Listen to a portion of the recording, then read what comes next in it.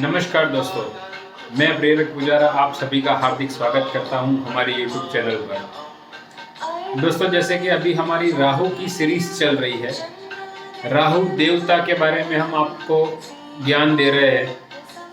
हर कोई राहु के नाम से डरता है या तो राहु के नाम से डराया जाता है। राहु एक पाप ग्रह है, राहु दूषित है तो ये होगा, राहु वो करेगा, आपकी ज़िंदगी में उथल पाथल मचा देगा। ये हमारे दिमाग में जो मान्यताएं सालों से घर कर चुकी है, उसमें से आपको बाहर निकालने का ये एक हमारा प्रयास है। दोस्तों, राहु ग्रह जो है वो एक विशिष्टताओं से भरपूर है। जैसे कि हमारे सीरीज़ के एपिसोड नंबर 1 और एपिसोड नंबर 2 में राहु के बारे में हमने बहुत कुछ बताया है। फिर से एक बार आज मैं आपके सामने उपस्थित हुआ हूँ। राहु को हम कैसे जानें। दोस्तों, जब ज्योतिष की बात आती है, एस्ट्रोलॉजी की बात आती है, तो नॉर्मल तौर पे दो मॉडलिटीज हमारे सामने आती है। एक है वैदिक ज्योतिष और दूसरा है कीपी पद्धति। पर यहाँ पे मैं आपको बताना चाहता हूँ कि हम लाल किताब को नहीं छोड़ सकते। लाल किताब एक ऐसी मॉडलिटी है एस्ट्रोलॉजी की कि जहाँ पे हर एक ग्रह को हर एक स्थान पे दर्शाया गया है और हर एक स्थान पे उसका कहीं ना कहीं महत्व दिया गया है। तो दोस्तों, आज मैं प्रेरक पुजारा आप सभी को लाल किताब के हिसाब से राहु क्या है, लाल किताब में राहु को क्या समझा गया है और क्या कर सकता है राहु आपके जीवन में। कहीं आपको राजा बना सकता है और कहीं राजा को रंक बना सकता है। ऐसे पराक्रमी ग्रह राहु को लाल किताब में कैसे समझाया गया है या तो समझा गया है, वो आपके सामने रखने जा रहा हूँ। तो दोस्तों, हमारी ये राहु सीरीज पे आप जुड़े रहे, हमारे चैनल को लाइक, शेयर एंड सब्सक्राइब करें और अपने फ्रेंड्स एंड फैमिली में ज़्यादातर फैलाएं, ताकि राहु के बारे में जो भी गैर मान्यताएं हैं मार्केट में, उससे आप बाहर निकल सके। और अगर आपकी कुंडली में राहु की महादशा चल रही है या तो राहु की अंतरदशा चल रही है या तो आपकी कुंडली में राहु कोई भी ऐसे स्थान पे है जहाँ पे आपको डर लग रहा है या तो आपको डराया जा रहा है, तो ये डर आपका बिल्कुल नस्ते नाबूद हो जाए और सही मायने में आप राहु को समझ लें। और समझने के बाद अगर उसके सही हिसाब से सॉल्यूशंस किए जाए, रेमेडीज की जाए, तो बहुत ही अच्छे रिजल्ट्स राहु भी दे सकता है। कलयुग में राहु जितना पराक्रमी और फास्ट रिजल्ट देने वाला और कोई ग्रह नहीं है, ऐसा मेरा बहुत स्ट्रांगली मानना है। तो दोस्तों, आइए देखते हैं आज की एपिसोड नंबर 3 में कि राहु लाल किताब के हिसाब से क्या है, और साथ ही साथ हम ये जानने का प्रयास करेंगे कि छोटे उपाय से राहु को कैसे प्रभावित कर पाए और उसका मैक्सिमम बेनिफिट कैसे लिया जाए। तो दोस्तों, लाल किताब के हिसाब से राहु ग्रह के बारे में बताते हुए मुझे बेहद खुशी हो रही है और आज मैं आपके सामने ये नॉलेज शेयर कर रहा हूँ कि राहु का स्वभाव जो लाल किताब में दिखाया गया है वो कुछ ऐसा है कि सब कुछ होते हुए भी कुछ न होना, वही राहु की परिस्थिति है। यानी कि आपके पास पूरे रिसोर्सेज है, सब कुछ है, पर आपको फील ही ये आएगी कि मेरे पास कुछ नहीं है। तो समझ लीजिए कि आपका राहु एक्टिव हुआ है, कहीं नेगेटिव हाउस पे, नेगेटिव प्रभाव में एक्टिव हुआ है। राहु दुश्मनों का नाश भी कर सकता है और साथ साथ आपकी हिफाजत भी कर सकता है। लाल किताब में राहु को दिमागी सोच का स्वामी बताया गया है। तो राहु जो है वो कहीं ना कहीं दिमागी सोच का स्वामी है। वो आपको दुश्मनों से बचा सकता है और आपकी हिफाजत बहुत अच्छे से कर सकता है। शुभ राहु चोट लगे नीले शरीर को फूंक मारकर ठीक करने वाला होता है। यानी कि इसका प्रभाव इतना तेज होता है कि आपको चाहे जितनी भी चोट लगी हो, एक फूंक मार के सिर्फ विदाउट एनी रेमेडीज, सिर्फ एक एयर ब्लो के जरिए राहु आपको ठीक कर सकता है। यानी कि आपको बहुत ही जल्दी हेल्प मिल सकती है, आपकी लाइफ में बहुत ही जल्दी प्रॉब्लम्स के सॉल्यूशंस मिल सकते हैं और फिजिकल कोई भी डैमेज हो तो राहु बहुत ही जल्दी आपको ठीक करवा सकता है। आसमान और समुद्र का जो नीला रंग है उसका राहु स्वामी माना गया है लाल किताब में, जो मदद के लिए हमेशा तैयार हो जाता है और उसके सामने सबको सिर झुका के खड़ा रहना पड़ता है। दोस्तों, बहुत ही सिंपल चीज़ है कि आसमान के सामने हमें देखना है तो या तो सर उठाना पड़ेगा और समुद्र में अगर हमें देखना है तो सर झुकाना पड़ेगा। तो आसमान का जो नीला रंग है और समुद्र के गहरे पानी का जो नीला रंग है, उसका स्वामित्व राहु के पास है। तो जिनका राहु प्रबल है, जिनका राहु अच्छी तरह से एक्टिव है, जिनके ऊपर राहु देव की मेहरबानी है, जिनके पास राहु देव के ब्लेसिंग्स है, उनके सामने सभी को सर झुका के खड़ा रहना पड़ेगा। राहु इतना पराक्रमी है और इतने अच्छे ब्लेसिंग्स देने वाला है कि सारी दुनिया को आपके सामने झुका के रखेगा। अगर आपकी कुंडली में शनि से पहले, मतलब शनि से आगे के भाव में अगर राहु महाराज विराजमान है, तो वो शनि महाराज को ऑर्डर करेंगे और आपकी लाइफ में शनि महाराज की भी पॉजिटिविटीज राहु लेके आएगा। और अगर शनि महाराज जहाँ पर विराजमान है आपकी कुंडली में, उसके बाद के हाउस में कहीं पर भी अगर राहु महाराज विराजमान है, तो वो शनि महाराज से आदेश लेंगे और शनि महाराज की फिलोसॉफी या तो उनके नेचर को फॉलो करेंगे। तो यहाँ पे लाल किताब में कहीं ना कहीं राहु और शनि महाराज का कॉम्बिनेशन बहुत बढ़िया दिखाया गया है। जैसे कि मैंने पहले ही बताया कि कलयुग में राहु देव जो है वो बहुत फास्ट रिजल्ट देने वाले हैं, और शनि महाराज कलयुग में, मेरे हिसाब से जो मेरा स्टडी है उसके हिसाब से, कलयुग में अगर हमें रिजल्ट देते हैं तो वो 3 ग्रह है, एक राहु देव, दूसरे शनि देव और चौथे शुक्र महाराज, शुक्राचार्य जी। तो दोस्तों यहाँ पर लाल किताब में ये कंसेप्ट बहुत क्लियरली इंडिकेट किया गया है कि राहु और शनि का मेल बहुत अच्छा होता है। चंद्रमा के, अगर आपकी कुंडली में चंद्रमा चौथे भाव में विराजमान है, तो पूरी कुंडली में कहीं पर भी राहु महाराज विराजमान होंगे, वो कभी आपको नेगेटिव रिजल्ट नहीं देंगे, ये लाल किताब बता रहा है। यानी कि 4th हाउस में चंद्रमा है आपकी कुंडली में, और राहु महाराज कोई भी राशि में, कोई भी नक्षत्र में, कोई भी हाउस में बैठे, वो आपके लिए पॉजिटिव ही रिजल्ट देने वाले हैं। तो जिनकी कुंडली में चंद्रमा 4th हाउस में है, उनको राहु महाराज से कतई डरने की या तो घबराने की जरूरत नहीं है। अगर आपका राहु महाराज मंगल देव के साथ है, आपकी कुंडली में मंगल और राहु कोई एक हाउस में इकट्ठा हो गए, तो यहाँ पे लाल किताब के हिसाब से मैं बताना चाहता हूँ कि उस इंसान को अपने गुस्से पे काबू रखना चाहिए, और कभी भी ऐसी कोई भी समस्या तो डिस्कशन होता हो, वहाँ पे चुप्पी साधने से, मौन रखने से राहु आपका अशुभ कुछ नहीं कर पाएगा। पर अगर मंगल और राहु आपका साथ में है और आपने अपनी जबान खोल ली, तो वो कटु वाणी से आपका सब आपके दुश्मन हो जाएंगे और आपका ओपिनियन है उसका कोई महत्व नहीं रहेगा। तो लाल किताब के हिसाब से मंगल और राहु अगर साथ में है तो आपको मौन रहना चाहिए और अच्छे लिसनर बनना चाहिए। ये बहुत ही क्लियर कट इंस्ट्रक्शंस दिए गए हैं। दोस्तों राहु अगर प्रथम भाव में है तो आपके जीवन में ग्रहण लगवाएगा वो, साथ ही साथ तीसरे भाव में है तो वो आपका रक्षक बन जाएगा, आपका सपोर्टर या तो आपका प्रोटेक्टर बन जाएगा। चौथे भाव में अगर राहु है तो बहुत ही शुभ माना गया है लाल किताब के हिसाब से। 5वें भाव में अगर राहु है किसी की कुंडली में, तो उनके लाइफ में गर्भपात के इश्यूज या तो बच्चे होने में दिक्कत डेफिनेटली देने वाला है। 6ठे भाव में है राहु तो शुभ माना गया है। 7वें भाव में है अगर आपका राहु, तो कहीं ना कहीं धन की हानि करने वाला जरूर से रिजल्ट देगा आपको राहु महाराज। 8वें भाव में है तो मौत का नगाड़ा बजाएगा, मतलब आपके सर पे मौत मंडराती रहेगी, एक्सीडेंट होते रहेंगे, छोटी बड़ी बीमारियां होती रहेगी, और कहीं ना कहीं आपको फिजिकल डैमेज, मौत आपके सामने जैसे साक्षात खड़ी है ऐसे अनुभव राहु आपको करवाएगा। 9वें भाव में है अगर राहु आपकी कुंडली में, तो अधार्मिकता के सोच वाले आप बने रहेंगे।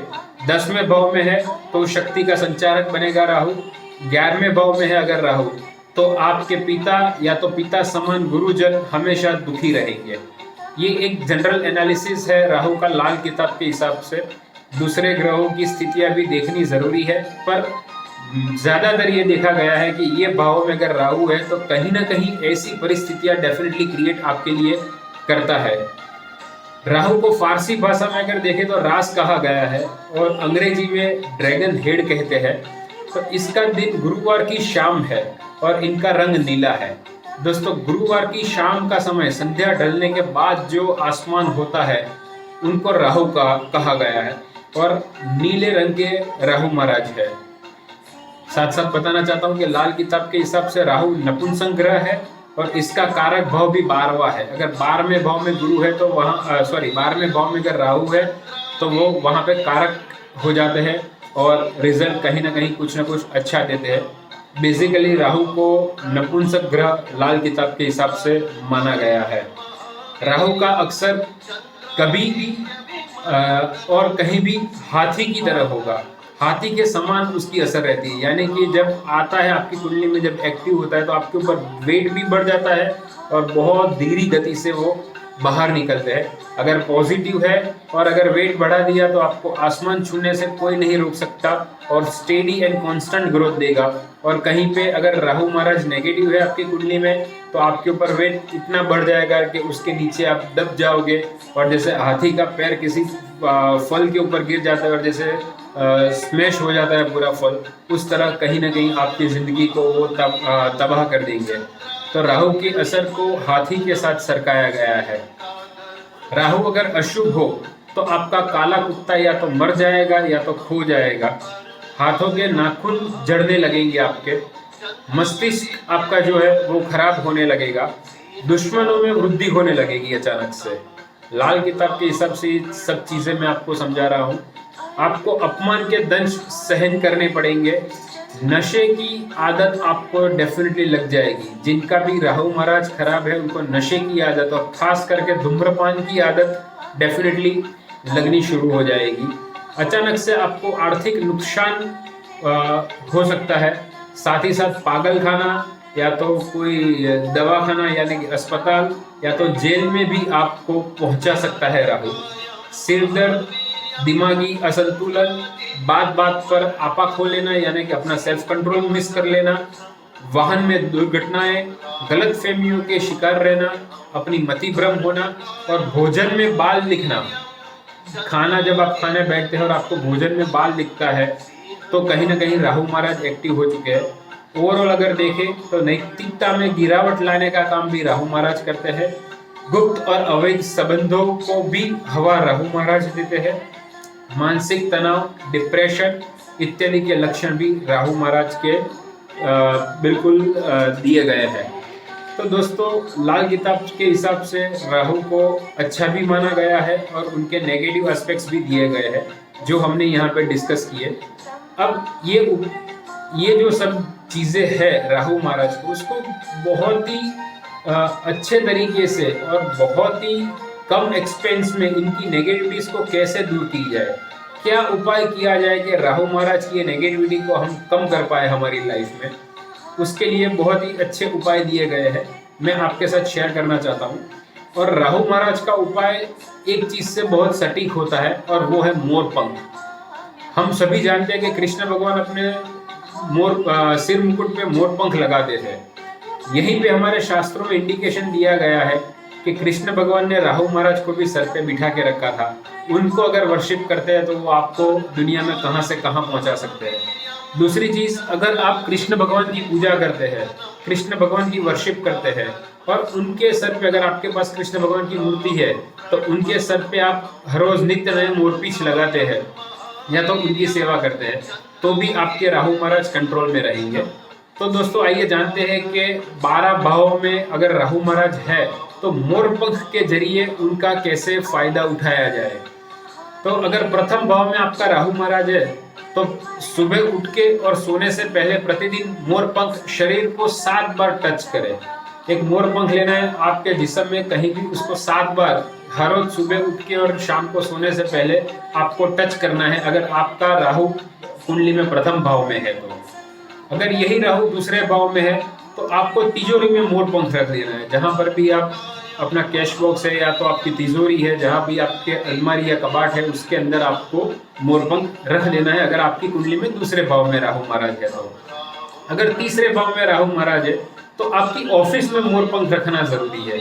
अगर आपने ऑफिस में मोरपंख रख दिया तो तीसरे भाव में बैठे हुए राहु महाराज डेफिनेटली आपको बहुत ही अच्छा फायदा देने वाले हैं। अगर चौथे भाव में आपका राहु महाराज है तो घर में एवं प्रवेश द्वार पर मोरपंख वास्तु दोष का भी निवारण करेगा और राहु दोष का भी निवारण करेगा। तो दोस्तों, जिनके चौथे भाव में राहु महाराज है उनको घर के और ऑफिस के प्रवेश द्वार के ऊपर अंदर की साइड मोरपंख रखना है, जो कि आपके वास्तु दोष और राहु दोष का निवारण करेगा। और यहाँ पर राहु महाराज आपको बहुत ही अच्छा और पॉजिटिव रिजल्ट देने वाले हैं। अगर किसी की जन्म पत्री में 5वें भाव में राहु महाराज बैठे हैं तो पुस्तकों में यानी कि स्टडी टेबल पर भी आप मोरपंख रख सकते हो। अपनी जो स्टडी की बुक्स है वहां पर भी मोरपंख रख सकते हो।